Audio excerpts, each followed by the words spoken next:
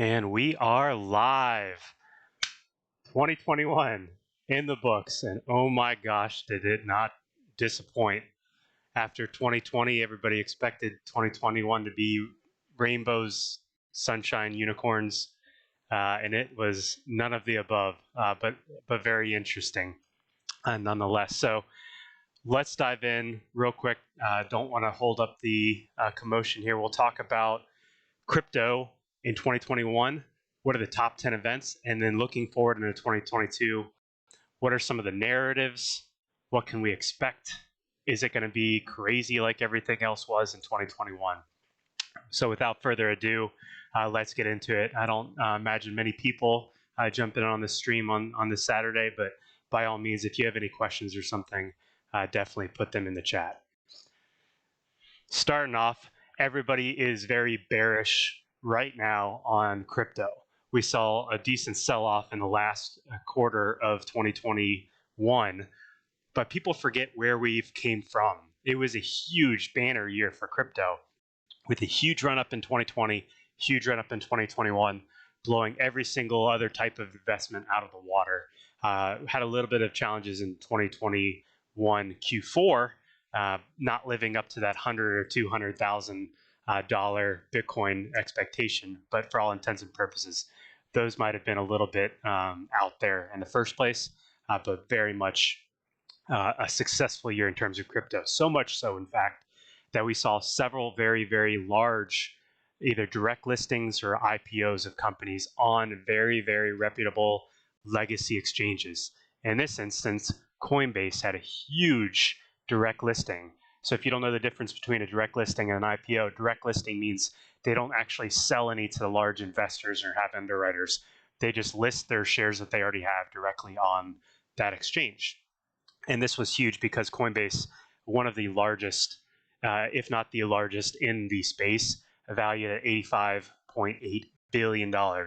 And they did good here too. One, they didn't get a lot of Wall Street fat cats even fatter by doing an IPO. And they also gave their employees a lot of stock as well in this. So very, very good to see crypto going mainstream, not in the sense of an ETF or something else, which we'll talk about in a second, but through the actual legacy stock market and other things. Feeding on top of that, and I promise this is the last legacy traditional markets, and then we'll get off of this, but Bitcoin ETFs, we've been saying, are coming in the US for a long time. They're already in other countries. Canada is big on them, but we got our first Bitcoin ETF, what's more appropriately called a Bitcoin linked ETF here in the US, which was absolutely huge. This has been forecasted for many years. I think Gemini had been trying to get this done since 2013. So seeing this finally cross the finish line was huge for the markets as well, traditional markets. I don't think it has much of anything to do, at least directly, with the price of Bitcoin itself, but it has the ability to do cash and carry trades and do other things that large investors are trying to do, as well as because it's futures, you're able to essentially project your risk out a certain time in the future, which is obviously appetizing for people. So we still don't see a spot market, meaning the actual buying and selling of Bitcoin in an ETF format, but we do have now a futures ETF, so it's Bitcoin linked, but it is absolutely huge. This was a huge development in 2021. For Ethereum, so switching from Bitcoin into Ethereum, the number 2 cryptocurrency, Ethereum has completely, fundamentally changed how it looks at itself in terms of money. So the community of Ethereum has said that we want Ether, the underlying commodity that is used to pay for transactions on Ethereum, the network. I want that to be worth something. I want that value to increase. I want that to at least hold a value. So EIP 1559 in the summer started burning ETH. So every single transaction that you pay, a portion of that transaction, some of that is literally getting burned and potentially, in some cases, making Ethereum a deflationary currency. So right now, 1,322,000 ETH have been burned, which is absolutely crazy. So it takes the issuance down pretty substantially. So it's on par right now with Bitcoin as far as its issuance go. Bitcoin's issuance is about 1.7%. So once the actual merge happens, that issuance, that inflation of that currency of ETH will be actually deflationary. So there'll be a negative growth rate of Ether in the future, meaning that the price should naturally increase. I don't really support this. I think that it should be used as the world computer, and I don't want to see ETH gain in value, but it did substantially affect that network and some of the others, especially leading up to its proof of stake transition full called the merge, which may be next summer, which will be exciting to see how that works. Number 4, we have Elon Musk. On again, off again relationship with Bitcoin being something to behold, right? So not only did Tesla buy $1.5 billion of Bitcoin, but they also started accepting Bitcoin for Teslas. And this is huge. It's a huge use case for Bitcoin and crypto. They shortly thereafter said maybe this isn't a good idea because of the sustainability of that network and some of the transactions. But it was huge to see. And it is good to see large companies getting more involved in crypto. It makes it a little bit more legitimate. It brings a little bit more thought leadership as well as investments in different ways than traditional open source to the space. So it's good to have both of those. MicroStrategy also kept buying and stacking massive amounts. Saylor is just going crazy with the Bitcoin. On top of these companies, we're seeing El Salvador, the first nation state, declare Bitcoin legal tender. So not only did they declare it legal tender, meaning that it is required to be accepted for debts, both public and private, but they're actually stacking those sats in their treasury as well. So they created an app called Chivo. They're putting Bitcoin on their balance sheet. They're making sure that the remittances that are done from the US and other countries can be done very cheaply and fast and effectively, safely in Bitcoin. This is the Bitcoin standard that Saifedean and others talk about in some of their end states. We're getting there slowly. A lot thought that when Tesla and El Salvador both did these large forays into these markets, that there'd be many others that followed. But there have been it's kind of been lukewarm reception for a lot of the other companies out there. Next, we have Beeple selling an NFT for $69 million. This is absolutely crazy. That is an astronomical amount of money, one, but two, it validates the place of NFTs and the legitimacy in art and in collectibles. For you guys that don't know, Beeple is an artist. Every single day, he calls them every days, he sat down and he basically created these artworks and he posts them. So every single day he takes about 45 minutes to create these works of art, and then he posts them on Instagram and elsewhere. He created this one work that's the first 5,000 days of his work, and then sold that at a Christie's auction. So this isn't just on some random website that somebody just bought with not real $69 million. No, this was a Christie's auction with a cut that they take from that $69 million. And it was accepted in Ethereum as well, which is interesting. And yes, people did sell almost all of it. I'm not sure if he sold all of it, but huge growth of NFTs we've seen this year. I imagine that it'll continue. We saw large growth early in the spring, and then we saw kind of like a waning, and then we saw large growth again in the fall with NFT gaming and others. It's likely to continue to increase, but we're seeing some difficulties and challenges with the NFT space right now. For instance, people like to joke and say, right-click copy and everything like that, but what is the potential impacts of what happened at Bored Ape Yacht Club is they take the exact same images and then they mirror image it and then they go and sell those. We don't know how to handle this yet as a space. That is a quote derivative work, but it's not ethical I don't know, in traditional art to do that little derivative nature work on it to create something that's new and unique. Uh, we have to see more utility of these NFTs. I bought Stoner Cats, which were Mila Kunis, Ashton Kutcher, Chris Rock, and a couple others got together, and they're making this animated video.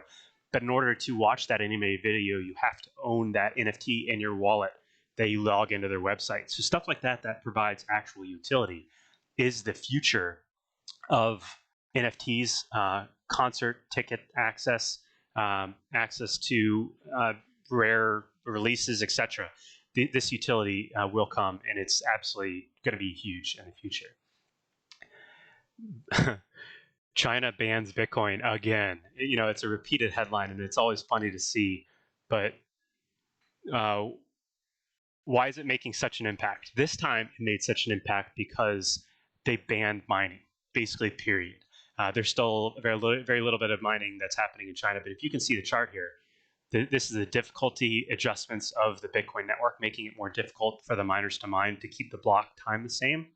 So the miner difficulty is increasing. China bans Bitcoin, and that difficulty basically gets cut in half as we see a massive exodus, a massive outflow from China of these miners.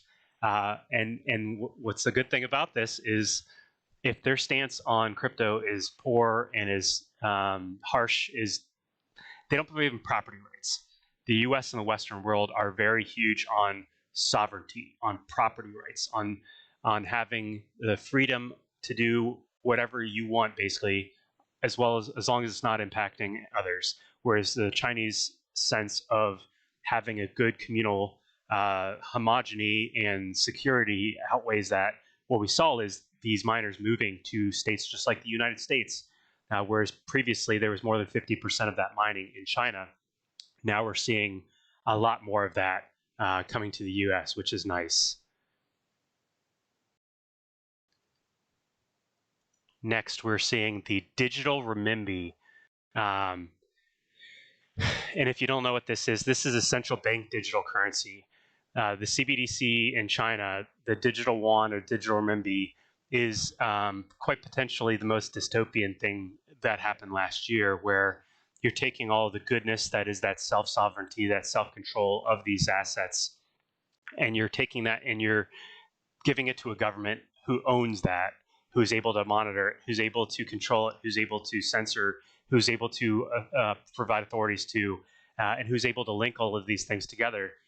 So the challenge here is that they're going to be able to do whatever they want with it, not what the people want with it. So whereas Bitcoin is owned by the people, it is inherently a peer-to-peer network. This digital yuan, this digital renminbi, this CBDC has great potential to be dystopian in its effects.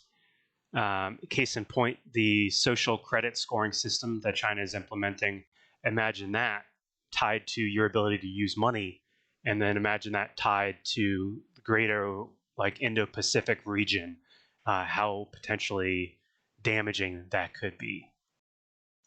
All right, lastly, the infrastructure bill. You guys have heard of this, you've seen it on the news. Hey, we're going to get all this great money for infrastructure. We need infrastructure. We need roads and bridges and airports, everything. If you read this thousands of page document, there's lots of things in there that were not necessary or shouldn't have been in there, period, at all. One thing is the definition of broker was defined in there because of crypto and because they wanted to raise money by regulating this space more. And they defined broker, in this case, as a person who, for consideration, is responsible for the regularly providing any service, effectuating transfers of digital assets on behalf of another person. For instance, my crypto miners in my garage are now brokers. I'm a broker because I'm effectuating the transfers between those individuals on my graphics cards in my garage. That doesn't make any sense, right? If I have money that's in a proof of stake network that I don't do anything with, I just let it sit, I'm essentially a broker, and I have to be regulated as such. People are saying, it's not the intent. No, this is exactly what is written into the law and was passed. So that's a huge negative in our ability to make good, sane laws, The good side of this is we were able to rally as a community behind this to kind of inform the lawmakers on what was the danger here and potentially ways to be doing this better. And we saw a very large mobilization of these individuals that hopefully will yield better policy decisions in the future. We'll say that. And then finally, to close out, just like I started off with, everybody thinks that they're scared of crypto right now. What I will say is that we progressed significantly year after year for more than a decade now. Every single year, the space gets better, space gets bigger, gets more built out, it's more easy to do things. It's going in the right direction. Not only is the right direction lower left to upper right, but it's also onboarding more people. It's providing more self-sovereign ownership of money, of property, of things, of wants and desires, of time to people. And we were seeing so many people building on it that who knows where this will be in the future. But one metric of this is now that Bitcoin crossed $1 trillion asset. So that's a little more than a tenth of what gold is. So this is growing exponentially. If you look at the chart, that's one metric of how it's growing, but also the users of this. If you want to think Metcalfe's law of how quick is this growing, we're going in the right direction. The pace is obviously not what everybody wants, and sometimes it's volatile, and some people can't handle the swings.